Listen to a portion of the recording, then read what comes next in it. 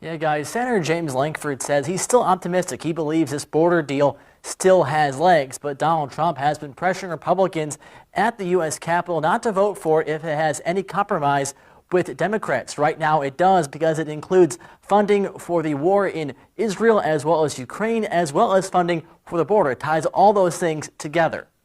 I don't doubt that he wants a perfect deal, so do I on it. But we've got to be able to figure out how to be able to do something right now to get as much done as we can possibly get done. Oklahoma senior Senator James Lankford defending his bipartisan talks on how much money should go towards helping Ukraine and Israel, as well as securing the southern border. Last week, former President Donald Trump posted on Truth Social, saying a deal shouldn't happen unless Republicans get everything needed to secure the border. Then Thursday, sources on Capitol Hill said some Republicans, including Senate Minority Leader Mitch McConnell, were worried striking a deal now may hurt Trump in November. I don't agree on that, and the reason I don't agree on that is, one, we have a constitutional responsibility to be able to protect the country and its safety.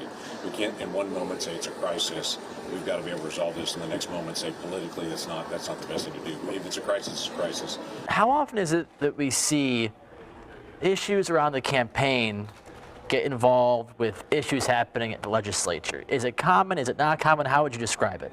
It's very common. And so we see a lot of times when the legislature is going to slow play things or try to push through things in order to help whichever side they favor. And while it's possible Donald Trump could succeed in killing the deal, OU political science professor Melody Rowlett contends that move may in fact hurt him come November. It's not the base that they need to appeal to.